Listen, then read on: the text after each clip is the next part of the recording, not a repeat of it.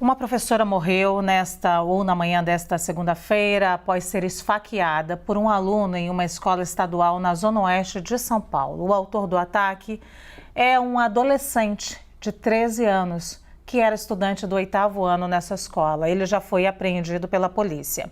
Outras 4 pessoas também foram feridas durante o ataque. Para falar sobre esse assunto seríssimo, eu converso agora com a professora Thelma Vinha, que é doutora em educação e professora da Unicamp. Boa tarde, bem-vinda, professora. E com o coronel José Vicente da Silva, ex-secretário nacional de segurança. Boa tarde, bem-vindo, coronel. Vou começar com a professora, porque, professora, a gente não é só uma questão de percepção, uma questão de números. Nós estamos acompanhando aumento de ataques do tipo nos últimos anos. A gente consegue entender motivações, o que está acontecendo que a gente não pode estar percebendo ou que a gente pode não estar noticiando em relação a isso? Boa tarde. De fato, é muito ruim estar aqui discutindo sobre esse aumento cada vez mais frequente dos ataques às escolas. Nos últimos 20 anos, o primeiro ataque começa em 2002, na Bahia. Nós tivemos 22 ataques em 23 escolas cometidos por estudantes e ex-estudantes. Então, houve um aumento considerável e a maior parte em escola pública, mas também escolas particulares foram atingidas, foram afetadas, né? Mas o grande aumento é porque nos últimos 9 meses, se antes nós tínhamos um a cada ano, aí pulava, nós tivemos nos últimos 9 meses 9 ataques. Se nós considerarmos que nos últimos 21 anos nós tivemos 22, ter 9 ataques nos últimos meses é um aumento muito grande, significa que outros acontecerão, né? E a explicação que o nosso grupo de estudo tem investigado no isso mostra que é uma conjunção de fatores, né? Desde fatores relacionados a um discurso de ódio muito presente, um incentivo a resolver as coisas por violência, desde fatores relacionados ao fácil acesso, ao aumento de armas e ao fácil acesso de armas. Para se ter uma ideia, de 20 ataques até 2022, 12 foram com armas de fogo, que aumenta muito a letalidade, mas também nós temos uma radicalização da juventude. Eles cada vez mais têm frequentado os fóruns extremistas em que eles são radicalizados. Além disso, nós também temos um sofrimento que ocorre na escola, que seja por meio do bullying, que seja por meio de uma situação de humilhação, que seja por meio de briga, de suspensão, e isso leva a soma, a radicalização, o acesso à internet cada vez mais fácil, aprendendo a realizar esses ataques, e mais o sofrimento na escola, com outros fatores ainda, isso forma um caldeirão, uma conjuntura que facilita que esses ataques ocorram, infelizmente. Eu quero voltar a vários pontos que a senhora levantou aqui, professora, mas eu vou fazer sempre esse bate-bola, esse ping-pong agora, eu vou colocar o coronel José Vicente na conversa, porque se de um lado a gente está falando sobre detectar os problemas que estão levando ou estão nos levando a essa situação, a gente também precisa entender como sair dessa situação, né, coronel? E esse é o motivo da minha primeira pergunta. O que a gente precisa fazer além, é claro, do cuidado com os nossos jovens e entender essa situação, do ponto de vista da segurança, o que a gente precisa fazer para evitar ataques? Que tipo de fragilidade que faz com que um estudante entre com uma faca e ainda vestido quase como um ninja e consiga atingir tantas pessoas assim? Que tipo de vulnerabilidade a gente tem na escola, coronel? Olha, esses ataques extremados são bastante raros. Mesmo assim, eles são de extrema gravidade, mas o que é importante é preservar, através de um programa adequado, a questão da segurança dos alunos, da paz dos alunos para estudar e para os professores trabalharem nesse ambiente com os alunos. E isso precisa de um conjunto de medidas. Não é simplesmente colocando um detetor de metais, coisas desse tipo. Algumas medidas muito concretas são necessários, obviamente, como ter um encarregado de segurança. Eu conheci o sistema de segurança e disciplina das escolas de Nova York. O que eles fizeram lá? Estabeleceram um conjunto de regras. Ao início de cada ano letivo, essas regras são colocadas para os alunos e seus pais. o que pode, o que não pode, o que é intolerável agredir professor, entrar com arma e drogas, por exemplo, e as medidas que são tomadas. E dentro de cada escola, praticamente, há um zelador da segurança da disciplina. Eu coloco isso porque muitas vezes existem movimentações de bullying sobre certos alunos que, às vezes, num lance de revolta, juntando com seus problemas pessoais e familiares, podem ter esses atos desesperados. É mais do que conveniente, desde aquele ataque que nós tivemos vários mortos na escola de Suzano, justamente em março de 2019, que esperava-se medidas a respeito disso, como, por exemplo, contratar um PM aposentado de certa idade, treinado naturalmente para esse tipo de trabalho, estabelecer as regras como uniformes para os alunos entrar na escola. Os alunos da manhã não podem entrar no horário da tarde, é necessário ter algum controle básico desse tipo. Ou seja, a escola precisa de um conjunto de medidas para garantir a segurança dos alunos, não só para essas ações extremadas, que são raras, mas para o dia a dia, que muitas vezes se torna infernal para alunos e para professores. Thelma, você trouxe aqui uns números importantes e a gente também tem aqui um levantamento do Instituto Sou da Paz que aponta que só nos últimos 20 anos o Brasil registrou 12 ataques, um outro número, inclusive. O estudo foi divulgado no final do ano passado, portanto, esse caso de hoje ainda não está incluído nessa lista. Segundo o Sou da Paz, em todos os casos, os assassinos eram alunos ou ex-alunos da instituição de ensino invadida. O que pode estar ocorrendo agora nessas escolas de sofrimento mental desses alunos que a gente não consegue perceber? Isso poderia ser só a ponta de um iceberg? Os dados que a gente tem, eles são mais ataques do que o Sou da Paz traz, né? Eu vi esse estudo e ele também está muito relacionado, como eu falei, à questão do acesso às armas. A questão mesmo, eles têm um perfil, como foi colocado claramente o Sou da Paz, né? O Sou da Paz, eles colocam, geralmente eles são jovens, está no Brasil, os dados que a gente tem sobre a idade dos sujeitos, eles ocorrem dos 20 ataques que a gente tem, o mais atirador mais novo tinha 10 anos, o mais velho tinha 25 anos, né? Entre estudantes e ex-estudantes. E, além disso, a gente procurou estudar o que essas escolas poderiam ter, que foi na escola em um outro lugar, por exemplo, um terminal de ônibus. E não tem nada que justifique do porquê ser aquela escola e não outra, a não ser um significado que é retornar na escola. Então, uma situação de sofrimento, uma situação em que eu quero gerar um maior impacto, né? Porque quando você atinge uma escola, é diferente de você atingir um avião, porque a escola é parte da tua identidade. Você atinge uma comunidade inteira, você atinge uma rede inteira afetada com isso. Acontece que eles também têm, além de serem jovens, geralmente eles são brancos, tem uma característica de masculinidade tóxica, de misoginia, gosto pela violência e pelas armas. Eles também têm histórico de distúrbios psiquiátricos, como você traz, mas geralmente distúrbios não detectados, não tratados, além de isolamento social. Então, esses fatores, a gente nunca pode pegar um único fator, porque o único fator é ver o problema de uma maneira reducionista. Então, a gente tem fatores, inclusive, sociais, né? A gente, por exemplo, atualmente tem um discurso social que incentiva diretamente a violência. Você tem acessos fáceis à internet, em Twitter, em jogos online em que eles são radicalizados e entram em plataforma como Discord. Então, você tem uma série de fatores que interferem e que têm que ser contemplados em políticas públicas se nós queremos trabalhar de uma maneira preventiva. E, posteriormente, eu gostaria de abordar um pouco as características da escola, que eu acho que eu vou numa direção diferente da segurança proposta anteriormente. Sim. A gente já pode falar sobre isso agora, Thelma. Você pode concluir seu raciocínio falando, então, do contraponto que você faz em relação à segurança. Olha, eu fui diretor de um colégio... Desculpa. 1984. Coronel, desculpa, só para a gente organizar aqui o debate, eu deixei a Thelma continuar o contraponto da segurança e aí o senhor continua a sua história, pode ser? Tudo bem. Vamos lá, Thelma. Estou dizendo justamente isso. A questão da segurança é uma questão que interessa muito de perto da administração escolar. Eu participei da administração escolar, tenho uma formação em psicologia, E eu sei que esse problema existe, só que nós precisamos de medidas práticas. Não dá para a gente reformar a sociedade ou os pais dessas crianças nesse momento. O que pode fazer, por exemplo, o governo dos municípios ou o governo do estado?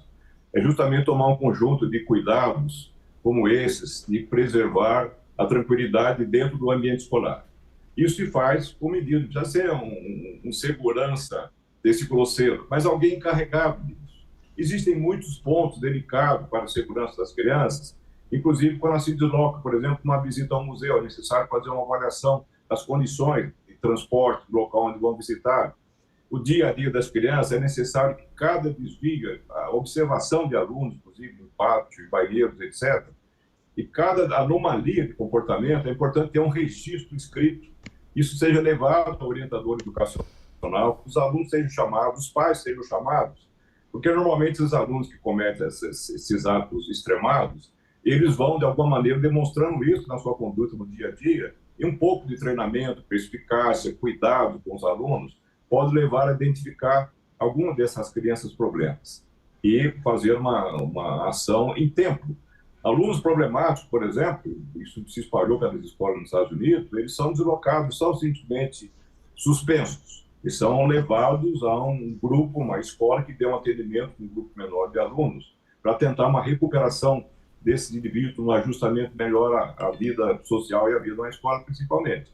Sim. Mas eu acho que é necessário ser bastante prático em relação a isso. Eu não vejo outra medida mais pragmática do que ter algum encarregado da segurança, no sentido não de um vigilante dentro da escola armado, evidentemente, mas alguém que tenha condições de ajudar a zelar pela segurança, sim, pela paz dentro das escolas.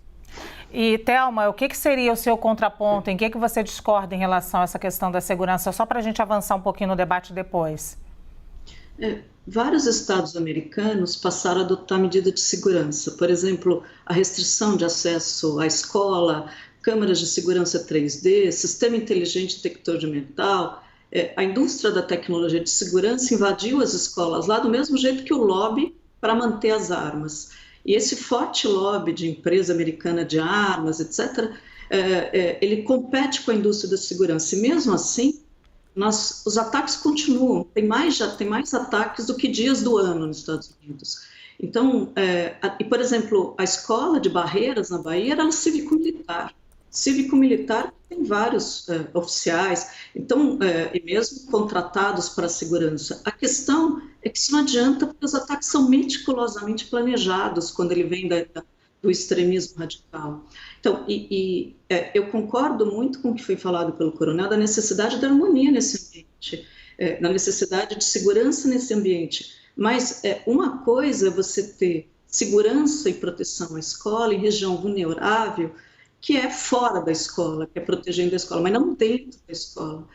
E um profissional, ele não dá conta da complexidade que são as relações da escola. Então, o que a gente defende fortemente é ter uma política pública de convivência democrática em escola, política pública que prepare esses profissionais para lidarem com os conflitos, com a violência, que eles se sintam seguros para isso. Uma política pública em que tenha propostas de mediação de conflitos, propostas, por exemplo, equipes de ajuda que são adolescentes que cuidam e protegem uns dos outros, assembleias nas classes para resolver os conflitos. Então, de tal maneira que a escola tenha um clima positivo, em que esses adolescentes se sintam conectados, porque a escuta, senão vai dar escuta nos grupos de extremistas radicais.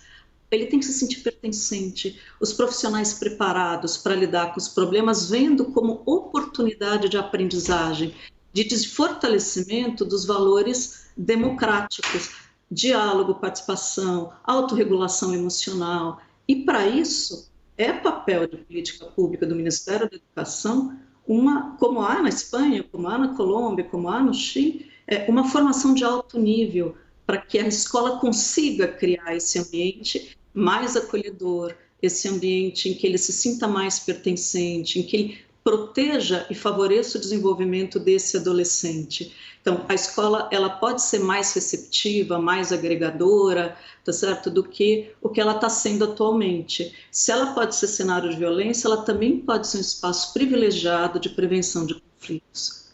Ô, Thelma, já já eu falo com o Coronel José Vicente de novo, mas eu tenho uma pergunta. Você, em alguns momentos, trouxe aqui para a gente a presença constante do discurso de ódio, o acesso às armas, e eu queria trazer, claro, um outro ponto, e eu não sei se procede, você me diga se realmente essa relação fica mais difícil, que é o ambiente familiar também. Por quê?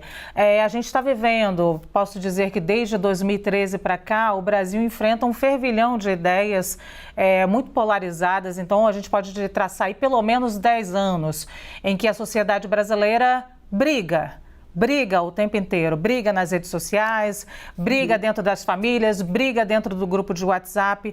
E aí eu estou falando de um jovem de 13 anos que pega isso aí com pelo menos 3 anos. Então estou falando de um jovem que pode ter toda a construção da vida dele dentro de um ambiente de briga, de polarização. E aí eu queria te perguntar como é que a gente pode entender a responsabilidade do ambiente familiar, a responsabilidade de mães e pais nesse momento, nessa observação, inclusive, desse jovem que pode estar em sofrimento. A gente vive um momento que a gente chama, inclusive, essa cultura da violência de terrorismo estocástico, quando há toda uma manipulação da comunicação, um discurso que encoraja indiretamente atos agressivos. Então, eles estão vivendo sobre isso há muitos anos atualmente. E esse grupo social, a comunidade, familiares, amigos, muitos deles valorizam o machismo, o preconceito, a discriminação, o uso da força para resolver isso. Os grupos do WhatsApp, os grupos têm discurso de ódio muito presente. Então, isso é cada vez mais reforçado. Acontece que o que eu queria trazer é que, assim, muitas vezes você não tem como interferir na família, porque às vezes eles nem sabem que é internet, às vezes eles repetem aquilo, mas a escola, ela tem uma função social. Por exemplo, a família pode até, não pode, mas não deveria, mas ela pode incentivar, por exemplo, o racismo. Na escola, ele tem que aprender valores socialmente desejáveis, valores democráticos. É papel da escola transformar um discurso privado de uma família em valores socialmente desejáveis. Então, é lá que ele tem que criar discurso antirracismo em relação à educação racial, mudar o discurso de ódio, mudar a homofobia. É na escola que tem que se estudar a radicalização das juventudes. Qual é a consequência dos discursos de ódio? Como é que você pensa sobre o nazismo? Como nós vamos transformar? Qual foi a consequência disso? Então, eu puxo muito para a escola porque a família não tem formação. Mas a escola é o espaço coletivo que vai preparar esses jovens para a vivência em sociedade. E nós da escola e o grupo estamos fracassando nisso. Mas a gente está fracassando porque eu preciso de políticas públicas que me formem sobre, por exemplo, o radicalismo na internet, como é que eu lido com o discurso de ódio, e não é com aula curricular, é convivência de situações de conflito, com argumentos, é convivendo com projetos que levem eles a reverem as concepções, os discursos, análise das consequências disso. Então, é uma educação de alto nível que a escola que consegue dar. Por exemplo, relacionamento online, perigos online, fake news, é a escola que consegue trabalhar isso, a família não consegue. Então, eu insisto nessa dimensão, porque se a gente for focar a culpabilização individual dos pais, não que não haja uma contribuição da família, a gente tem muito pouco como atuar enquanto sociedade. Agora, muito recentemente, Thelma, ainda, a gente viu um caso que chamou muita atenção, viralizou nas redes sociais, um aluno no Dia Internacional da Mulher entregando a uma professora em Brasília de presente uma esponja de aço, né? Um ato que remetia ao machismo e também ao racismo. Viralizou, gerou uma discussão, mas a gente deveria estar atento à profundidade do que é isso? Sim, é muito comum nesses casos culpabilizar o aluno, que foi racista mesmo, foi misógino, foi machista. Porém, a gente tem que questionar a escola, porque a mudança, a educação antirracista para relações étnico-raciais, a educação para o respeito dos diversos gêneros, ela é algo coletivo. Então, a pergunta tem que ir para a escola. Qual trabalho está sendo feito nesse sentido? Não é palestra, não é um livro, mas quais projetos estão tendo para que eles tenham consciência do que é o racismo recreativo, da piada, para que esse ato ele não é um ato de brincadeira, é um ato de violência. Então, a escola é um espaço pedagógico por excelência e você não pode culpabilizar individualmente sem uma análise de que tipo de propostas estão sendo desenvolvidas de âmbito coletivo em que os outros não vão rir, em que os outros vão falar, cara, o que você está fazendo é violência. Então, a dimensão coletiva, quando bem trabalhada, ela serve como regulador. O coletivo não aplaude, o coletivo não ri, o coletivo diz, isso que você fez não é admissível. Mas isso não pode ser com regras, não é imposição de regra. Regra a gente tem um monte, né? De fato, com um trabalho em que ele compreenda a diferença entre brincadeira e violência, em que ele compreenda a dimensão do racismo no Brasil não perceptivo, o que é o racismo estrutural. Então, isso tem que ser feito como um projeto coletivo da escola, desde as séries iniciais. Do contrário, a gente não muda, porque a gente continua culpabilizando sujeitos e não formando pessoas diferentes. Coronel José Vicente, como é que a gente consegue achar ou detectar esse problema, que o senhor até chamou de aluno problema em algum momento aí na sua fala, bem antes da gente ter um episódio, um encerramento de um episódio tão dramático como esse que a gente vê hoje? Eu queria recuperar um pouco da fala da professora. Realmente, uma escola, você tem uma direção preocupada com os alunos, professores ativamente envolvidos com o interesse educacional dos alunos, não só a preparação para a próxima prova, para o Enem, você pode fazer muita diferença. O Brasil gasta per capita o equivalente a pelo menos ao quinto país que mais gasta no mundo, na OCDE, com educação. Não gastamos pouco, não. E, no entanto, o desempenho que os nossos alunos têm é absolutamente pífio em todas as provas internacionais que mostram competência escolar. Há um descompasso tão grande que mostra a dificuldade que nós temos, o professorado de maneira geral, de se ampliar essa dedicação aos estudos, ao envolvimento dos alunos. Fica muito claro, por exemplo, o fato de, só no estado de São Paulo, só nas escolas públicas do estado, nós temos quase 2,5 milhões de faltas de professores, faltas legais, né, por acordos legais que foram feitos no passado. Esse é um importante alerta de que, obviamente, as escolas precisam mais receptivas, acolher melhor os alunos, trabalhar mais a educação, não só o treinamento para as provas. Esse é um debate que deve ser ampliado, porque essas manifestações excepcionais, raras, que acontecem, extremadas, elas podem ser, como foi mencionado aí, a ponta de um iceberg de grandes falhas no processo de educação, do encaminhamento desses nossos jovens para mais preparados para o futuro. Coronel, um outro fator que chama a atenção em muitos desses casos é a facilidade com os quais os jovens, muitas vezes que acabaram de sair da infância, como esse aí, conseguem ter acesso a armas. Nesse caso de hoje não era uma arma de fogo, mas muitos dos outros casos sim. Nos últimos anos nós tivemos inclusive um relaxamento nas regras do porte de armas, o que fez circular mais armas entre nós. Precisamos de medidas mais rígidas quando o assunto é porte de armas? Eu lembro que foi por causa de um ataque armado que matou professores e alunos na Inglaterra que praticamente se proibiu o uso de armas de fogo na toda a Grã-Bretanha. Eu sou contra a liberalidade das armas, elas são perigosas, inclusive pela incidentes que podem acontecer em casa, inclusive suicídio, que é um instrumento muito rápido para resolver conflitos emocionais. Eu sou absolutamente contra essa liberalidade. Armas precisariam de controles, países que autorizam a posse e porte de armas, eles estabelecem muitas regras rígidas em relação ao condicionamento de armas dentro de casa. E isso aí realmente é outra questão que tem que ser debatida pela sociedade. Eu acho intolerável, mas há muita gente que acha que deve estar armado por aí. Thelma, a combinação de discurso de ódio circulando livremente com redes sociais, muitas redes que se recusam a ter qualquer tipo de regulação para tentar conter os discursos de ódio. Juventude com cabeça, ou adolescente, ou infância, ou criança, com cabeças ainda em formação, né? O caráter ainda em formação, discursos de ódio circulando livremente dentro da própria casa e pode ser no almoço de domingo. Muitas vezes acontece. Negligência com relação à segurança à escola, que aponta aí. E maior circulação de armas. Não é uma tempestade perfeita para a gente começar a viver o que os Estados Unidos já encaram como um problema de saúde pública? Sem dúvida, sem dúvida. A gente tem um caldeirão, é o que a gente diz, vai acontecer de novo. Sem falar aqui que a gente não trouxe o número dos casos que foram desbaratados pela polícia, que tem atuado fortemente, porque esses meninos anunciam antes na internet.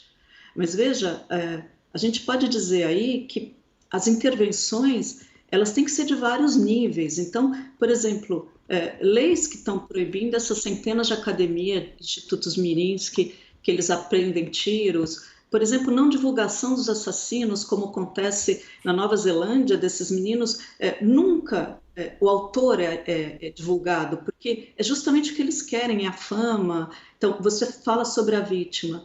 Essa ampliação dos sistemas de proteção social para fortalecer o serviço de apoio mental, né? Você, por exemplo, esses meninos saem da escola e eles não têm para onde ir, não tem oficinas artísticas, culturais, esportivas, nas comunidades que eles moram, e a escola geralmente é o único lugar que eles têm relações sociais fora da família. Além disso, é fundamental o que você trouxe, política de responsabilização e punição para as plataformas que abrigam conteúdo que incita a violência, o discurso de ódio. Eles têm, se você entrar no Twitter, o Twitter tem jovens dizendo, nós vamos atacar a escola, e não acontece nada, você denuncia a página, está lá, tá certo? Então, fortalecer a inteligência da polícia, o monitoramento dessas redes. Por exemplo, nós não temos no Brasil um número único em que as pessoas podem denunciar. Então, elas vão denunciando para a SafeNet, para onde elas conseguem. Você precisa ter um número em que vai acionar a inteligência, né? Você precisa ter programas de desradicalização desses jovens que estão sendo cooptados. E como eu disse, reitero, política pública na área da convivência, da qualidade da convivência escolar. Então, você trouxe o caldeirão que leva aos fatos, e nós precisamos pensar em articulações de políticas e de ações que protejam as nossas escolas, protejam os nossos jovens e, consequentemente, a sociedade. Eu acho que é fundamental nós não buscarmos saídas simplistas para uma situação tão grave, tão séria, né? Coronel, a gente está ainda engateando num serviço de inteligência e monitoramento, especialmente das redes e nas plataformas, e eu ainda destaco aqui algo que eu não trouxe, mas que muitos desses alunos, ainda dessas crianças, têm acesso à chamada Deep Web, né? Então, assim, que tem ainda algo que a gente nem consegue entender que está circulando ali entre eles, que pode ser muito impulsivo para esses ataques. A gente ainda está engatinhando nesse monitoramento, a gente deveria ser mais duro com isso, especialmente porque a gente está formando uma geração ainda nesse momento que pode ter ainda esses discursos de ódio muito presentes na sua vida? Olha, esse fato aí, nós já mencionamos aqui, ele é bastante raro. Eu gostaria até de puxar um assunto que tem relação a essa questão do aluno perturbado pela violência. Um levantamento feito no Rio de Janeiro, por exemplo, mostra que 74% das escolas, principalmente das comunidades mais pobres da cidade do Rio de Janeiro, foram afetadas, pararam pelo menos um dia em decorrência de tiroteio nas proximidades. Essa proximidade da violência, há muitas pesquisas, até na área de psiquiatria mostrando isso, a proximidade com a violência, estou falando de fora da escola, mas essa violência acaba invadindo, de alguma maneira, as escolas dessas comunidades mais pobres, elas acabam afetando fortemente, um impacto muito grande naquilo que nós chamamos de capacidade cognitiva dos alunos. Ou seja, afeta a sua capacidade de aprendizado. São alunos que acabam tendo, em decorrência da violência, pelo impacto emocional duradouro que fica nelas, um péssimo desempenho escolar, abandono escolar posterior, ou seja, há um severo comprometimento do futuro das crianças. Quando nós vemos tantas operações policiais em comunidades, escolas fechando, comprometendo a vida das crianças, elas não vão para casa simplesmente no outro dia recomeçam. Elas são impactadas enormemente por isso. Existem muitos estudos mostrando esse efeito, que é muito pior até do que os eventuais ataques, até porque isso acontece com enorme frequência, principalmente no Rio de Janeiro e outras comunidades. Preservar, portanto, a condição emocional para o aprendizado dos alunos tem implicações, inclusive, dessa ordem. Quando se faz a política de segurança de qualquer estado, é importante se verificar que essa correria, tiroteio e esse processo nas comunidades, uma cidade praticamente como o Jacarezinho, no Rio de Janeiro, que tem 40 mil habitantes, em 15 anos, teve quase 300 operações policiais com 200 mortos. Pode-se imaginar as crianças que cresceram nesse ambiente. Então, esse é um outro lado do que, como a violência afeta também a vida de estudantes aqui pelo Brasil. Eu agradeço demais aqui a presença dos dois nesse painel, porque foi um painel muito rico e propositivo, que é o que a gente sempre gosta de fazer aqui, trazer ideias para que a gente possa discutir na sociedade e prestar um serviço para a sociedade, porque a nossa função como jornalista, como comunicador, também é isso. Agradeço a professora Thelma Vinha, doutora em Educação, professora da Unicamp, e o coronel José Vicente da Silva, ex-secretário nacional de Segurança. Muito obrigada aos dois por estarem aqui.